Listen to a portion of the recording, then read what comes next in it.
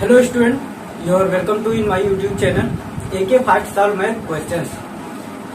आज हम लोग डिस्कस करेंगे कि वैद्युत क्षेत्र के कारण वैद्युत द्विध्रुव पर बल युग्म आघूर्ण कितना होता है। ठीक है, किसके कारण? वैद्युत क्षेत्र के कारण इसके ऊपर ये जो वैद्युत द्विध्रुव इसमें रखा जाता है, उस वैद्युत द्विध्रुव को अगर हम इसमें रख दें तो उसके ऊपर जो बल युग्म आघूर्ण लगता है वो कितना लगता है, उस चीज का फार्मूला कैसे ड्राइव किया जाता है, उस चीज के बारे में डिस्कस कर रहे हैं, उसके बारे में डिस्कस करेंगे।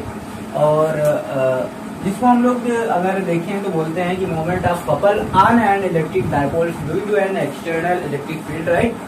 एंड इसमें अब हम लोग देखते हैं ये कि जैसे ही हम इसके अंदर रखेंगे, ठीक है, क्या रखेंगे? वैद्युत द्विध्रुव आघूर्ण किसमें रखेंगे? वैद्युत क्षेत्र में रखेंगे। ठीक है, तो वैद्युत क्षेत्र में रखने के कारण क्या है कि इस पर जैसे ही हम रखेंगे तो क्या होगा? एक बल युग्म आघूर्ण कार्य करने लगेगा। वो बल युग्म आघूर्ण क्या काम करता है?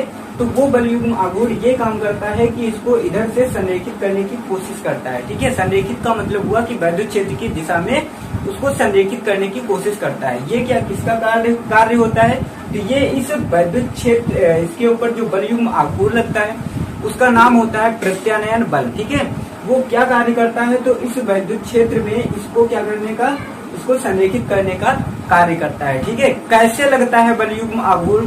तो वो देखिए, ये क्या है? प्लस क्यू आवेश यहाँ पे रखा हुआ है, इस प्लस माइनस क्यू आवेश यहाँ पे है, तो माइनस क्यू के कारण क्या होगा? माइनस क्यू पर जो लगने वाला बल होगा वो क्या होगा? वैद्युत क्षेत्र की विपरीत दिशा में बल लगता है। क्यों बल लगता है? क्योंकि बल रेखाएं जो होती है वो धन से निकल करके ऋण की ओर होती है। मतलब क्या हुआ कि इधर से बल रेखाएं इधर की ओर आएंगी, इधर की ओर आ रही है। ठीक है, तो बल जो लगेगा इसके ऊपर जो बल लगने वाला है तो वो किधर की ओर लगेगा? धन की तरफ बल लगता है हमेशा, तो ये बल इधर की ओर ही लगेगा। इधर देखिए, यहाँ पर बल रेखाएं इधर हैं, ठीक है, धन से निकली हैं और ऋण की तरफ जा रही हैं। तो मतलब क्या हुआ कि बल जो लगेगा इस दिशा में बल लगेगा। ठीक है, उधर ही बल लगेगा जिधर वैद्युत क्षेत्र की तीव्रता है। तो ये कुछ एक जो बल लगेगा वो इधर की ओर लगेगा, एक बल लगेगा इधर की ओर लगेगा। तो ये जब बल लगेगा तो ये कुछ संरेखित होकर के कुछ इस प्रकार आने की कोशिश करता है। तो उसी बल को हमको फाइंड करना है। ठीक है, तो इसके लिए हमें क्या करना होता है? सबसे पहले जो हमें कुछ लिखना होता है वो हम लिख लेते हैं क्या कि माना किसी वैद्युत क्षेत्र में, ठीक है, क्या किसी वैद्युत क्षेत्र में जिस वैद्युत क्षेत्र की तीव्रता E है, ठीक है, उसमें कोई एक वैद्युत द्विध्रुव रखा जाता है, थीटा कोण पर वैद्युत द्विध्रुव रखा जाता है। ठीक है, तो उसके ऊपर एक बलयुग्म आघूर्ण कार्य करने लगता है जिसका नाम प्रत्यानयन बलयुग्म आघूर्ण होता है, जिसका कार्य ये होता है कि ये इसमें जो ये जो वैद्युत द्विध्रुव रखा है इसको वैद्युत क्षेत्र की दिशा में संरेखित करने की कोशिश करता है। ठीक है, क्या इसमें जो बल युग्म आघूर्ण लगता है वो वैद्युत क्षेत्र की दिशा में वैद्युत द्विध्रुव को संरेखित करने का प्रयत्न करता है।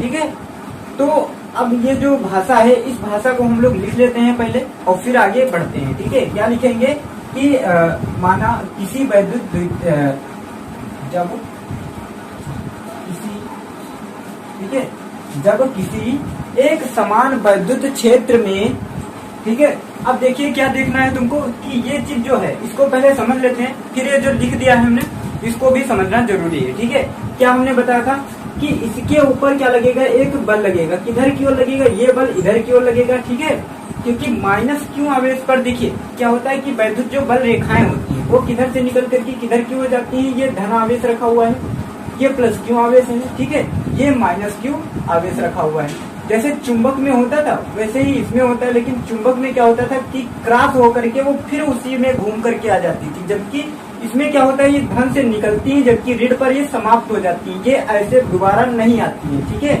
ये चीज ध्यान रखना। ये क्या करेंगी? बल रेखाएं जो होती है ये ऐसे निकल करके कुछ इस प्रकार से जाती है, इस प्रकार से ये धन से निकलती है। ठीक है, और ये कहाँ पर आ जाती है? ऋण पर आकर के मिल जाती है। ठीक है, ऐसे कुछ ये आ करके यहाँ पर मिल जाती है। तो बल रेखाओं की जो दिशा होती है वो धन से ऋण की ओर होती है, जबकि वैद्युत द्विध्रुव की दिशा क्या होती है? ऋण से धन की तरफ होती है। ठीक है, ये चीज हमेशा याद रखना। ये क्या है? अब एक चीज इसमें और देख लेते हैं। क्या देख लेते हैं कि इसको जब हम संरेखित करेंगे तो संरेखित करने के कारण क्या होगा? इसमें जो संरेखन के कारण जो इसकी दूरी कुल आएगी, ठीक है, परिणामी जो इन दोनों ध्रुवों ये जो दोनों बल लगेंगे, ठीक है, इन बलों के कारण इनमें जो बलों के जो बीच की दूरी होती है, ठीक है, ये जो जितनी दूरी पर बल लग रहे हैं इसके बीच की कितनी दूरी है उसको कैसे हम फाइंड करेंगे। तो उसको हम फाइंड ये करेंगे कि इसको हम जब ऐसे घुमाएंगे, ठीक है, तो देखिए इधर से दूरी ये इतनी मिल जाएगी हमको, ये यहाँ से इतनी दूरी मिल रही है, ठीक है, और इधर से कितनी दूरी मिल जाएगी, ये जब संरेखन होकर के इस पॉइंट पर आएगा तो इतनी दूरी ये मिल जाएगी इधर से, और इतनी दूरी हमें ये इधर से मिल जाएगी। तो अगर हम टोटल दूरी देखें तो टोटल दूरी ये इधर की जितनी है वो इधर उठा कर ले आए तो टोटल दूरी हो गई ये वाली, ठीक है। तो इसमें टोटल दूरी हमको कितनी प्राप्त हो जाएगी, ये यहाँ से लेकर के यहाँ तक, तो इस दूरी की हमको आवश्यकता है। तो इस दूरी को हम कैसे निकालते हैं, उसके लिए तुमको क्या करना होता है, देखिए ये जो दूरी है उसको हम कैसे फाइंड करेंगे। इसके लिए हमें क्या करना चाहिए, पहले तो हमें पता होना चाहिए कुछ मैथ का जो प्रोसेस होता है, उस मैथ के प्रोसेस को हम देख लेते हैं। क्या होता है मैथ का प्रोसेस की, ये क्या है, लंब है, ठीक है, ये क्या है, लंब है, और ये क्या है, आधार है, ये क्या है, कर्ण है, ठीक है। तो जो लंब बटे कर्ण होता है, तो लंब बटे कर्ण क्या होता है, साइन थीटा। तो साइन थीटा बराबर क्या हो जाएगा, यहाँ से अगर हम निकालें साइन थीटा बराबर क्या आएगा, देखिए साइन थीटा बराबर लंब बटे कर्ण। लंब कितना है, बीसी है, ठीक है, तो बीसी और बटे कर्ण कितना है, देखिए ए बी है, ठीक है, तो ए बी लिख लेंगे। तो लंब बटे कर्ण बराबर कितना आ गया, बीसी बटे ए बी। ए बी तुमको तो दूरी पता है कितनी है, 2l, देखो दूरी है या नहीं है, ठीक है। तो ए बी की जगह हम कितना रख दें, 2l दूरी हम रख देते हैं, ठीक है। तो ए बी की जगह हम कितना रख दें, 2l दूरी हमने रख दी। अब बीसी तुमको तो पता नहीं था तो बीसी ऐसे ही पड़ा रहने देते हैं, ठीक है। अब देखिए बीसी बराबर अगर निकालना चाहें तो क्या आएगा, बीसी बटे 2l बराबर क्या आएगा, साइन थीटा आएगा या नहीं आएगा। तो इसलिए बीसी बराबर कितना आ जाएगा, देखो बीसी बराबर आएगा 2l साइन थीटा। कैसे आ गया, उसके लिए देखिए क्या होना चाहिए, ये जो 2l है इसमें हम क्या करेंगे, क्रॉस मल्टीप्लाई करेंगे। क्रॉस मल्टीप्लाई करेंगे तो ये 2l ऊपर चला जाएगा, इसके साथ गुणा करेगा और बीसी यहाँ पे आ जाएगा। तो बीसी बराबर क्या निकल कर आएगी, दूरी तुम्हारी बीसी बराबर ये आएगा, बीसी बराबर 2l साइन थीटा, राइट। ये किसकी जगह हमें रखना है, इस दूरी की जगह, इसकी दूरी कितनी है, 2l साइन थीटा, ठीक है। तो इसकी भी दूरी हमको पता चल गई, हमको जरूरत तो इसी की दूरी की थी और इसकी दूरी की थी, ठीक है, तो हमको इसकी पता चल गया।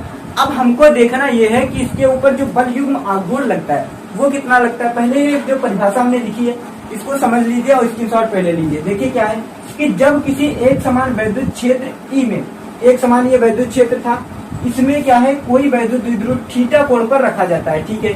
थीटा कोण पर हमने कोई एक वैद्युत द्विध्रुव रख दिया है। फिर क्या होगा कि तो इस पर एक बल युग्म आघूर्ण कार्य करने लगता है, ठीक है। बल युग्म आघूर्ण, भाई ये प्लस माइनस क्यू था, तो माइनस क्यू पर जो बल लगेगा वो इधर की ओर लगेगा, प्लस क्यू पर जो बल लगेगा वो इधर की ओर लगेगा, ठीक है, क्योंकि वैद्युत क्षेत्र की दिशा में लगेगा। ये भी चीज समझ में आ गई। कार्य करने लगता है जिसका नाम क्या होता है, प्रत्यानयन बल कहते हैं, ठीक है। यह बल युग्म आघूर्ण जो होता है द्विध्रुव को वैद्युत क्षेत्र की दिशा में संरेखित करने का प्रयत्न करता है। इसका मतलब ये हुआ कि वैद्युत द्विध्रुव जैसे ये है, अब ऐसे ये रखा हुआ है, अब क्या करोगे, तुम आओगे कहोगे ये क्या कर रहे हो, इसको ऐसे क्यों खड़े करे हो, अरे नहीं हम इधर को खींचेंगे वो इधर को खींचेगा। अब ऐसे रखा था, ये गए महाराज, इनको कैसे कर दिया, ऐसे कर दिया, तो बल जो लगेगा एक बल ऊपर को लगा, एक बल इधर को लगा, तभी तो ये संरेखित हो पाया। तो इसमें भी तो ऐसे ही बल लग रहा है, देखो एक बल माइनस का इधर की ओर लग रहा है, एक बल इधर की ओर लग रहा है, एक बल उधर लग रहा है। तो जब इधर की ओर खींचेगा तो ये अपनी ओर खींचेगा, वो उधर खींचेगा तो ऐसे खींचेगा, तो ये संरेखित ऐसे हो जाएगा, ठीक है। तो समझ में आ गई बात। तो इसमें क्या करना है, बीसी बराबर कितने आ गया, 2l साइन थीटा हो गया। अब देखिए क्या होना चाहिए, आगे हम बढ़ते हैं। तो माना इस वैद्युत द्विध्रुव की लंबाई कितनी है, 2l है, तथा इसका वैद्युत क्षेत्र की तीव्रता से झुकाव कोण कितना है, वो है, तथा इसके ऊपर कार्य करने वाला जो बल युग्म आघूर्ण है, तो वो बल युग्म आघूर्ण कितना होगा, तो उसको हम देख लेते हैं। देखिए बल युग्म आघूर्ण को किससे हम प्रदर्शित करते हैं, टॉ से प्रदर्शित करते हैं। तो इसके ऊपर लगने वाला बल युग्म आघूर्ण जो होगा वो कितना आ जाएगा। अब हमको तुमको पता होना चाहिए क्या होता है कि किसी एक का परिणामी, ठीक है, बल का परिमाण, ठीक है, क्या लिखेंगे कि द्विध्रुव पर लगने वाले ठीक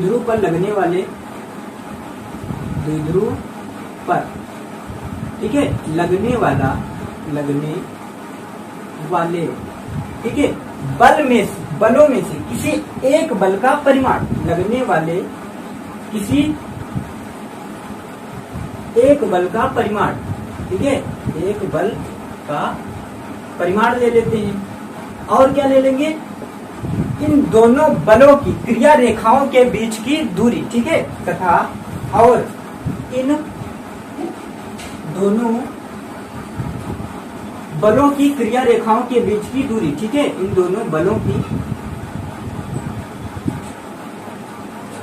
क्रिया रेखाओं के बीच की दूरी, ठीक है, क्रिया रेखाओं के बीच की दूरी। ये यहां तक तुम्हारे समझ में आ गया। अब देखिए क्या हमने बताया था कि इन दोनों बलों के क्रिया रेखाओं के बीच की दूरी, क्यों क्रिया रेखाओं के बीच की दूरी की क्या आवश्यकता थी, तो आवश्यकता थी ना, इसीलिए तो हम ले रहे हैं, क्योंकि बल होता है, बल उसमें देखें तो F बराबर ma होता था कि वो होता था, ठीक है। अगर बल युग बलाघूर्ण देखें तो क्या होता था कि जहां पर बल लगा रहे हो उसका जहां केंद्र स्थित है, उस वस्तु का जहां पर केंद्र है, उस वस्तु से जहां पर आप बल लगा रहे हो, ठीक है, केंद्र बिंदु से बल लगने वाली दूरी और उस पे जो बल लगता था उसके गुणनफल को बलयुग्माघूर्ण कहते थे आप। तो यहाँ पर भी तो वही है, तो इसमें किसी एक बल का परिमाण ले लेते हैं, उस बल का परिमाण कितना है, F है, ठीक है, और उनके जो बीच की क्रिया रेखाओं के बीच की दूरी तुमने निकाल ली कितनी, 2l sin थीटा। तो अब हम रख देते हैं, तो क्या आ जाएगा, देखिए टाउ बराबर क्या आ जाएगा, इधर हम देख लेते हैं, ठीक है। क्या हमने बताया कि टाउ बराबर, इसलिए इसका जो फार्मूला निकल कर आएगा वो क्या आएगा, टाउ, ठीक है, टाउ बराबर क्या आ जाएगा, बल रेखाओं, मतलब कि जो बल लगेगा उसका परिमाण कितना है, F है, ठीक है। और क्या है, साथ में गुणे में लिख देंगे हम क्या, 2l sin थीटा, ठीक है, कितना, 2l sin थीटा। यही तो दूरी थी या नहीं थी। अब हम क्या करेंगे, एक चीज इसमें हम देख लेते हैं, वो जबरदस्ती इसमें कुछ करने वाले हैं, ठीक है। आज तक तो इसमें कुछ जबरदस्ती नहीं किया गया, लेकिन अब जबरदस्ती करने वाले हैं। वो क्या जबरदस्ती करने वाले हैं कि इसमें हम क्या कर दें, जबरदस्ती किससे गुणा कर दें, ऊपर कर दें Q से गुणा और नीचे कर दें Q से गुणा, ठीक है, और कर दें ऊपर भी Q से और नीचे भी Q से गुणा कर दें। जबरदस्ती क्या लिखोगे, हर व अंश में, ठीक है, Q से गुणा करने पर, Q से गुणा करने पर अभी पता चल जाएगा गुणा क्यों किया गया है, ठीक है, करने पर क्यों गुणा किया गया, भाई गुणा करने की क्या आवश्यकता है, तो इसका बल का परिमाण नहीं लोगे, तो बल का परिमाण लेना बहुत आवश्यक होता है, इसीलिए गुणा किया गया है। तो अब टाउ बराबर क्या आ जाएगा, देखो F बटे Q, और F बटे Q बराबर तो तुमने कुछ पढ़ रखा था, क्या कि F बटे Q यार क्या होता है, क्या होता है यार, जल्दी याद करो क्या होता है, तो तुमने पढ़ा था, कुछ याद आया, नहीं याद आया, अरे भैया वैद्युत क्षेत्र की तीव्रता ही तो पड़ी थी, F बटे Q, तो F बटे Q हम रख देते हैं क्या, वैद्युत क्षेत्र की तीव्रता E हो गई, ठीक है, समझ में आया बात।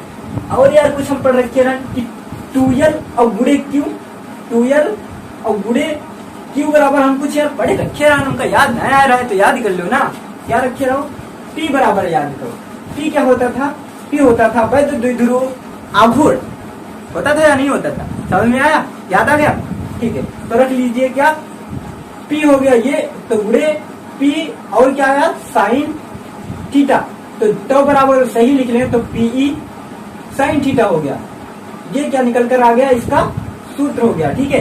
अगर इसी चीज को, ये तो अदिश गुणन हो गया, अगर हम इसको सदिश रूप में लिखें तो सदिश रूप में इसका क्या होगा, उस चीज को भी तुमको पता होना चाहिए, ठीक है।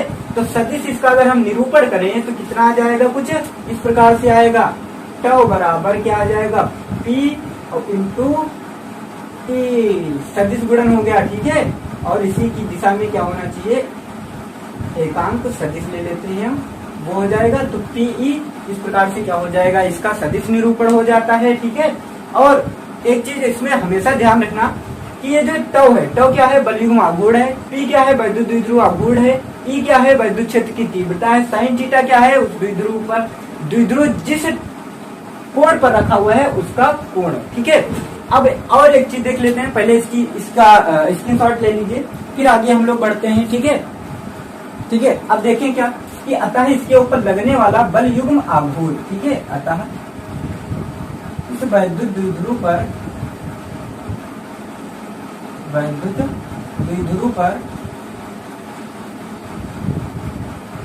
क्या, इस वैद्युत द्विध्रुव पर लगने वाला बल युग्म आघूर्ण कितना होता है, टाउ बराबर, अभी क्या निकल के आया, P ई साइन थीटा।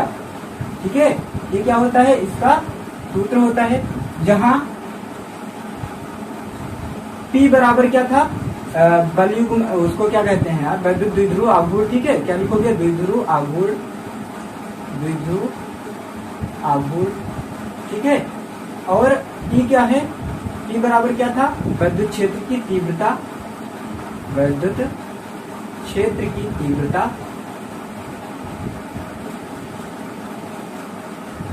और ये साइन थीटा क्या है, और थीटा बराबर क्या है, इस झुकाव कोण। ठीक है, झुकाव कोण है। अब एक चीज तुमको पता चल गई, यहाँ तक सब चीज तुमको पता चलती आ गई है। ठीक है, अब और थोड़ा देख लेते हैं हम, क्या कि अगर हम थीटा की जगह क्या रख दें, इसका मैक्सिमम मान कब होता है। ठीक है, ये बलयुग्म आघूर्ण अधिकतम कब होता है। ठीक है, तो उस चीज को देख लेते हैं। नंबर 1, कुछ जो शर्तें हैं वो कि यदि थीटा बराबर 0 हो, क्या हो, थीटा बराबर 0 डिग्री हो, तब इस पर जो लगने वाला बलयुग्म आघूर्ण होगा, तब इस पर लगने वाला बलयुग्म आघूर्ण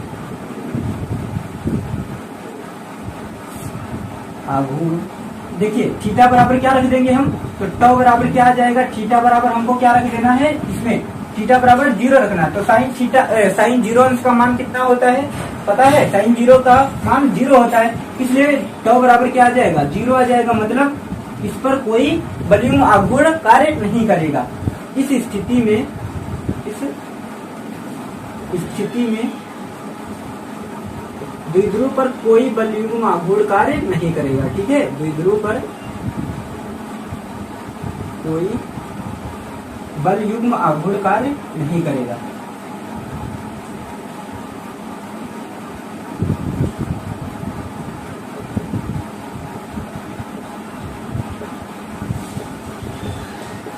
राइट, यहाँ तक समझ में आ गया। ठीक, अब सेकेंड पॉइंट जो देख लेते हैं वो क्या है, यदि इसके ऊपर हम क्या रख दें। ठीक है, इसके ऊपर यदि हम देखें, यदि थीटा बराबर कितना हो जाए, 90 डिग्री हो जाए। कितना हो जाए, 90 डिग्री का मतलब क्या हुआ, 90 अंश हो जाए। 90 अंश का मतलब क्या हुआ, ये द्विध्रुव ऐसे रखा हुआ है, तो इसको खड़ा कर दीजिए आराम से, पेड़ की तरह। सबसे ज्यादा खड़ा पेड़ किसका होता है, यूकेलिप्टस का, और काफी उसकी लंबाई भी होती है, ध्यान दो। ये क्या हमने बताया कि इसको खड़ा कर दिया जाए, मतलब क्या हुआ कि इसको 90 डिग्री पर कर दिया जाए। यदि थीटा बराबर कितना हो, 90 डिग्री, तब जो बलयुग्म आघूर्ण होगा वो कितना हो जाएगा, यदि थीटा बराबर कितना हो, 90 डिग्री, तो टॉ बराबर जो होगा वो कितना आ जाएगा, देखिए Pe साइन 90 अंश। तो Pe साइन 90 अंश बराबर क्या आ जाएगा, टॉ बराबर Pe खाली रह जाएगा। ठीक है, समझ में आई बात, क्योंकि साइन 90 अंश का मान कितना होता है, तो साइन 90 अंश का मान जो होता है वो होता है 1। ठीक है, साइन 90 अंश का मान कितना होता है, तो जे बराबर टॉ बराबर क्या हो गया, Pe खाली रह जाएगा। ठीक है, क्यों, अतः इस स्थिति में क्या होगा कि इसके ऊपर जो बल युग्म आघूर्ण लगने वाला जो बल होगा, ठीक है, वो क्या होगा, मैक्सिमम होगा। मैक्सिमम का मतलब हुआ कि अधिकतम होगा। ठीक है, इस स्थिति में हम लिख लेते हैं क्या, इस स्थिति में इसके ऊपर लगने वाला, ठीक है, कितना होगा, अधिकतम होगा। ठीक है, नंबर 3 पर हम देख लेते हैं कि नंबर लास्ट में क्या होगा कि अगर इसके ये जो कोण है, ठीक है, वो कितना कर दिया जाए, 180 अंश पर घुमा दिया जाए। तो 180 अंश पर जब थीटा बराबर कितना होगा, 180 डिग्री होगा, तो जो टॉ होगा वो कितना रह जाएगा, देखिए Pe साइन 180। ठीक है, साइन 180, तो 180 का मान कितना होता है, साइन के 180 अंश का मान कितना होता है, बताइए, 0 होता है। ठीक है, तो क्या करेंगे, Pe गुणे 0 करेंगे, तो जो ये आएगा वो कितना आ जाएगा, 0 आ जाएगा। इसी स्थिति में क्या होगा कि इस पे कोई बलयुग्म आघूर्ण कार्य नहीं करेगा। ठीक है, कोई बल युग्म आघूर्ण कार्य नहीं करेगा, आघूर्ण कार्य नहीं करेगा। ठीक है, नहीं करेगा। राइट, ये चीज समझ में आ गई। ठीक है, तो ये पूरा जो प्रोसेस होता है इसको खाली समझना बहुत जरूरी है, क्योंकि अगर हम भाषा को अगर रटेंगे, ठीक है, तो जिंदगी में कभी रट ही नहीं पाओगे। देखो, एक पेज भर डाला होगा, दूसरा पेज भी तैयार हो गया। तो भाषा को पकड़ना है, रटना नहीं है। ठीक है, उसको पकड़ लो और बैठा लो आराम से, कह दो तुम भाग के कहाँ जाओगे, अभी तुमको हम बता रहे हैं भगा रहे हैं, तो भगाना नहीं है उसको, ठीक है। कह दो तुम दिमाग में बैठो, और दिमाग जो होता है, ठीक है, उसमें जो हाइपोथैलेमस होता है वो एक्टिव मत होने दिया करो, ये चीज नहीं हो रही है, हाइपोथैलेमस को अपने पकड़ के रखा करो, ठीक है, उसको समझा दिया करो, क्योंकि दिमाग जो होता है वो बच्चा होता है, समझ में आई बात। दिमाग को जहां मन हो वहां पे स्थित कर सकते हो, राइट। लोग कहते हैं कि दिल बच्चा होता है, लेकिन मैं कहता हूँ कि दिमाग बच्चा होता है, दिमाग को पकड़ के रखिए, समझ में आई बात, ठीक है। यहाँ तक क्या कर लेना है, इसको रफ करिए जल्दी और तुरंत हम आगे बढ़ते हैं, अगला एक क्वेश्चन देख लेते। देखिए ये क्वेश्चन दिया गया है कुछ कि 100 into 10 power -9 and -100 into 10 to power -9 coulomb के कितने रखे हुए हैं, 2 चार्ज हैं जो कि कितनी दूरी पर रखे हुए हैं, 2.0 इंटू 10 पावर -3 मीटर की दूरी पर स्थित है, ठीक है। इन दोनों आवेशों के बीच की दूरी कितनी है, डिस्टेंस कितनी है, तो वो है 2 × 10 की पावर -3 मीटर, ठीक है। तथा एक दूसरे से एक वैद्युत द्विध्रुव बनाते हैं, क्या बनाते हैं, वैद्युत द्विध्रुव बनाते हैं। तो गणना कीजिए कौन कौन सी चीज की वैद्युत द्विध्रुव आघूर्ण कितना होगा। अक्षीय और निरक्षीय स्थिति में द्विध्रुव के मध्य बिंदु से 0.50 मीटर की दूरी पर वैद्युत क्षेत्र की तीव्रता कितनी होगी, राइट। तो इन क्वेश्चंस को हम सॉल्व कर लेते हैं। क्या है ये क्वेश्चन दिया गया है, इसको सॉल्व करने की कोशिश कीजिए, वीडियो को रोक लीजिए और इसको स्वयं सॉल्व करने की कोशिश कीजिए, ठीक है। अगर सॉल्व हो जाता है तब आगे इसको आप कर सकते हैं, पहले इसको सॉल्व करने की कोशिश करें, क्योंकि ये सभी चीजें हमने क्या है पहले से बता रखी हैं। सभी क्वेश्चंस को अच्छी स्थिति पर और निरक्षीय स्थिति वाले सभी क्वेश्चन हमने क्लियर करवा दिए थे, ठीक है। अब देख लेते हैं क्या कि इसमें जो Q1 मान लेते हैं, कोई एक बता क्या रहा है कि द्विध्रुव आघूर्ण पहले निकालिए। तो ये क्या है, इस प्रकार से कुछ रखा हुआ है, दूरी कितनी रखी हुई है, इसको Q1 मान लेते हैं, इसको Q2 मान लेते हैं हम, और दूरी कितनी है इन दोनों आवेशों के बीच की उसको हम देख लेते हैं, ठीक है। तो Q1 बराबर कितना है, माना नंबर 1 पर क्या है, नंबर 1 को सॉल्व कर लेते हैं, क्या माना Q1 बराबर कितना दिया गया है, 100 इंटू 10 पावर -9 कूलाम, और Q2 बराबर कितना दिया गया है तुम्हें, -100 इंटू 10 पावर कूलाम, ठीक है। क्योंकि द्विध्रुव तभी संभव है जब बराबर परिमाण में बराबर तथा विपरीत प्रकृति के आवेश काफी कम दूरी पर रखे जाते हैं, तभी द्विध्रुव बन पाता है। इसीलिए देखिए बराबर है और परिमाण में देखिए बराबर है या नहीं, 100 इंटू 10 पावर ये थी, लेकिन ये माइनस है, मतलब विपरीत प्रकृति के आवेश है, तभी तो बन पाएगा, ठीक है।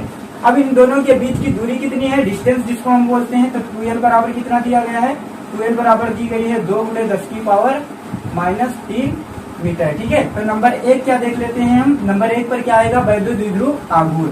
तो वैद्युत द्विध्रुव आघूर्ण कितना होगा, वैद्युत द्विध्रुव आघूर्ण कितना होना चाहिए, क्लियर करिए। देखिए वैद्युत द्विध्रुव आघूर्ण जो होता है उसका फार्मूला क्या होता है, P बराबर 2QL, ठीक है। क्या होता था, P बराबर 2L इंटू क्यों होता था, 2L क्या होती थी, ये 2L पूरी दूरी होती थी। 2L बराबर कितनी है, 2 × 10 की पावर -3 मीटर है, तो हम रख देते हैं। तो P बराबर कितना आ जाएगा, 2 × 10 की पावर -3 और गुणे उन दोनों आवेशों में से किसी एक आवेश का परिमाण, ठीक है। ये परिभाषा होती है वैद्युत द्विध्रुव आघूर्ण की। क्या होता है कि वैद्युत द्विध्रुव, किसी भी वैद्युत द्विध्रुव का वैद्युत द्विध्रुव आघूर्ण उन दोनों आवेशों में से किसी एक आवेश के परिमाण और उन दोनों आवेशों के बीच की दूरी के गुणनफल के बराबर होता है। इसीलिए तो दिया गया उनके बीच की दूरी और उनमें से किसी एक आवेश का परिमाण ले लिया गया, गुणा कर दिया गया। अब परिमाण कितना ले लेंगे, 100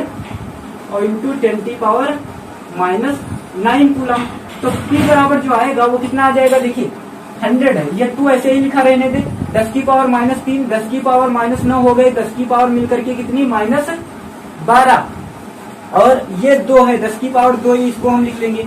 तो 2 गुणे, ठीक है, 10 की पावर 2 ये हो गई, 100 को 10 की पावर 2 लिख सकते हैं, और गुणे 10 की पावर कितनी हो गई, ये -12, ठीक है। तो P बराबर, अब देखिए ये -12 है और ये +12 है, तो -12 से जब 2 जाएंगी तो कितनी घातें बच जाएंगी, 2 गुणे 10 की पावर कितना आएगा, -10।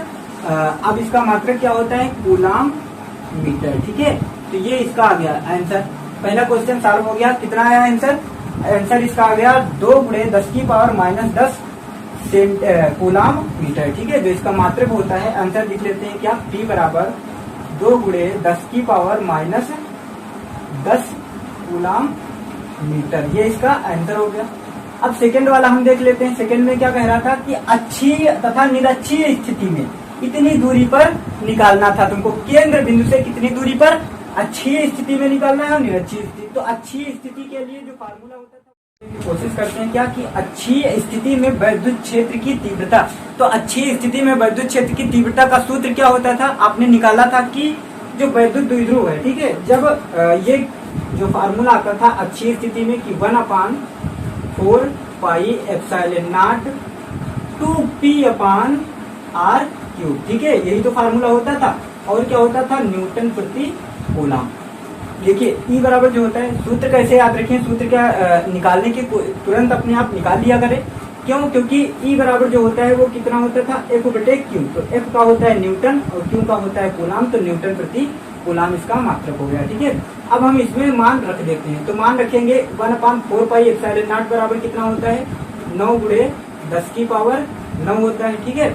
और देखिए इसमें 2p, तो 2p की जगह कितना रखेंगे, 2 रखेंगे। और p बराबर कितना निकला था, 2 × 10⁻−10। तो यहाँ पे 2 × 10⁻−10 मान रख देंगे। और बटे में कितना लिखेंगे, तो बटे में हमको लिखना है r³ r³ कितना है, r बराबर 0.50 दिया है, तो 0.50 का क्यूब, ठीक है। यहाँ तक समझ में आ गया। अब देखिए ई बराबर कितना हो जाएगा, 9 ये है, 9 × 10⁻9 दिया गया है। अब इसको हम सॉल्व करेंगे तो देखिए कुल पावर अगर हम जोड़ें तो कितनी हो गई, यहाँ से 2 दूनी 4 और 4 नाम 36, तो ऊपर हो गया 36 × 10 की पावर का इतनी कितनी बचेगी, 10 की पावर -1 बचेगी, ठीक है। क्यों, क्योंकि 10 की पावर ये 9, 10 ये और 9 ये, तो -10 में जब एक 9 जोड़ देंगे तो कितना बचेगा, -1 ही तो बचेगा। तो इसलिए 10 की पावर बच गई -1। और नीचे देखिए कितना है, 0.50, मतलब हुआ कि 0.50 इंटू 0.50 इंटू 0.50, ठीक है, कितना हो गया। इसलिए जो ई बराबर आएगा वो ई बराबर कितना आएगा, देखिए जब यहाँ से हम पॉइंट हटाएंगे तो 0.50 को क्या लिख सकते हैं हम, 50/100 लिख सकते हैं। अब 0 0 कट जाएगा और 5 करना 5, 5 दूनी 10, मतलब 1/2 लिख सकते हैं। तो 1/2 गुणे 1/2 और गुणे 1/2 कितना हो गया, 1 करना 1/2 दूनी 4 दूनी 8, मतलब हुआ 1/8, ठीक है। तो 36 × 10 की पावर -1 बटे कितना, 1/8। अब एक चीज देखिए यहाँ पे, इसको और सॉल्व करिए। ये 10 की पावर -1 मतलब हो गया 3.6, ठीक है। तो 3.6 और ये 8 ऊपर उठ करके चले गए तो गुणा हो जाएगा 8।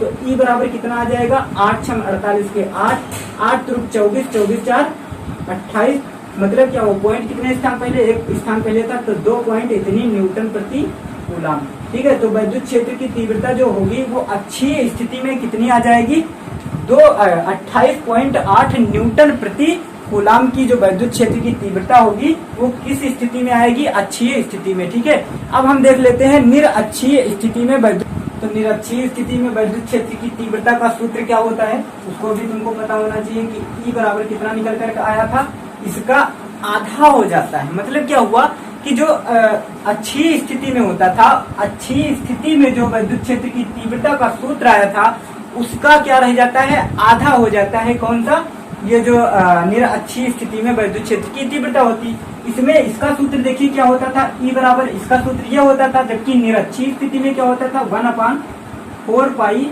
एप्सिलॉन नॉट और p/r³ होता था, ठीक है, r³।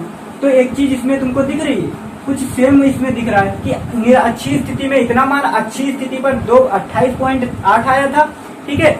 अगर हम अच्छी स्थिति में देखें तो यहाँ पर 2 गायब है, यहाँ पे 2 नहीं है, यहाँ पे 2 नहीं है, और जबकि अच्छी स्थिति में यहाँ पर 2 होता था। इसका मतलब है कि इसमें 2 गुणा कर रहा था। तो निरअक्षीय स्थिति में जो आएगी विद्युत क्षेत्र की तीव्रता वो क्या होगी, वो आएगी तुम्हारी 1/2 गुणे 28.8, ठीक है, न्यूटन प्रति कूलम। तो ये रखेंगे जब मान तो आ जाएगा तुम्हारा 24.4 न्यूटन प्रति कूलम, ठीक है। तो निरअक्षीय स्थिति में जो आएगी विद्युत क्षेत्र की तीव्रता वो कितनी आएगी, वो आएगी 24.4 न्यूटन प्रति कूलम। ये होशियारी की जाती है। कैसे होशियारी की जाती है कि इसमें भी क्या मान रखोगे, इतना प्रोसेस इसमें भी करोगे, नहीं। तुमको एक चीज पता होनी चाहिए कि अच्छी स्थिति में जो होती है विद्युत क्षेत्र की तीव्रता वो निरअक्षीय स्थिति में विद्युत क्षेत्र की तीव्रता की दुगना होती है। ठीक है। तो वही तुमने फायदा उठा लिया कि अच्छी स्थिति पर अगर इतनी है तो निर अच्छी स्थिति पर आधी रह जाएगी। जब आधी रह जाएगी तो 24.4 न्यूटन प्रति कूलाम हो जाएगा और ये इसका जो क्वेश्चन है ये सॉल्व हो जाएगा, ठीक है। तो इस प्रकार इस मेथड से इन क्वेश्चन को सॉल्व कर लेंगे, ठीक है। मिलते हैं नेक्स्ट वीडियो में, तब तक के लिए जय हिंद।